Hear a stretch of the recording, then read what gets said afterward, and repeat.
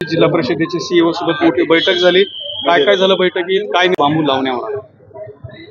मला वाटतं शिरसाटांसारखी भाषा मला काही येणार नाही, परंतु संजय राऊत साहेबांनी चांगल्या पद्धतीनं या महाराष्ट्रात महाविकास आघाडी एकत्र करून तुमची चांगलं जे तुमचं स्ट्राईक रेट आहे सगळ्या तुमची महायुतीचं जे 41 होतं ते 17वर आणलेलं आहे। मला वाटतं याच्यापेक्षा जास्त बोलण्याची फार आवश्यकता नाही। आपल्या संभाजीनगर जिल्हा परिषदेमध्ये ज्या काही बदल्या झाल्या होत्या शिक्षकांच्या, तर त्याच्यावरून काही आक्षेप निर्माण झाले या संदर्भात? परिषदेच्या शिक्षकांच्या बदल्याच्या संदर्भात विभागीय आयुक्तांनी चौकशी केलेली आहे।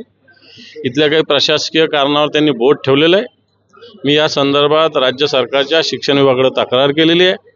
आता इथं त्यात बोलण्याचा काही प्रश्न नाही, राज्य सरकारकडेच ते बोलावं लागेल आणि येणाऱ्या अधिवेशनात मी ते बोलणार।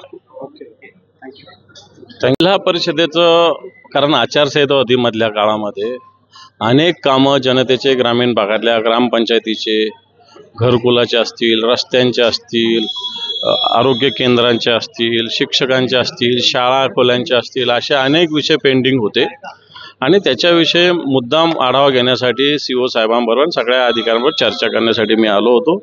चांगल्या पद्धतीनं बैठक झाली, कारण हा जिल्ह्यातील ज्या योजना ज्या अधांतरी राहिलेल्या आहे, मागे राहिलेल्या आहे, विशेषतः घरकुलाच्या योजना असतील, कित्येक गोष्टीला अजून सरकारचं केंद्राचं अनुदान येत नाही, राज्याने काही असतं। आता जसं निजामकालीन शाळा आहे, इथं मंत्रिमंडळाची बैठक झाली, 20% जे लोकसहभाग असतो तो द्यायचं सरकारने कबूल केलं, अजून काहीच केलेलं नाही। म्हणून अशा ज्या काही विषय, घरकुल असतील, आता प्रधानमंत्री घरकुल मागच्या 2 वर्षांना कुठं आलेलेच नाही। मग या सगळ्या विषयात सीओ साहेबांशी चर्चा करून, कारण अधिवेशन सुद्धा तोंडावर आहे, राज्य सरकारकडे याचा पाठपुरावा करावा लागेल आणि मला असं वाटतं या जिल्ह्याच्या विकासाच्या हेतूनं मी ती भूमिका सातत्याने घेत आलो आहे। आताही मला असं वाटतं मी सगळ्या प्रशासनाकडून असा रिव्ह्यू घेतलेला आहे। अधिवेशनामध्ये राज्य सरकार असेल, राज्य सरकारचे मंत्री असेल, त्यांच्याशी चर्चा करून समन्वय साधून हे सगळे प्रश्न जिल्ह्याच्या विकासाचे मार्गी लावण्याचा संकल्प या बैठकीत आम्ही केला।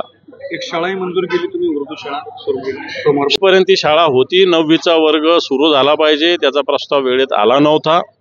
मी सीओ साहेबांना कार्योत्तर मान्यता देण्यासाठी 1 नाही तर 2 उर्दू शाळेचा मुद्दा आहे, 9वीचा वर्ग सुरू करायचा आणि सोमवारपासून 9वीचा हा वर्ग सुरू होणार आहे, तेही आदेश सीओ साहेबांनी दिलेले आहे। पुण्याच्या ड्रग्ज प्रकरणामध्ये फडणवीसांनी राजीनामा दिला पाहिजे अशी मागणी समोर येते सध्या।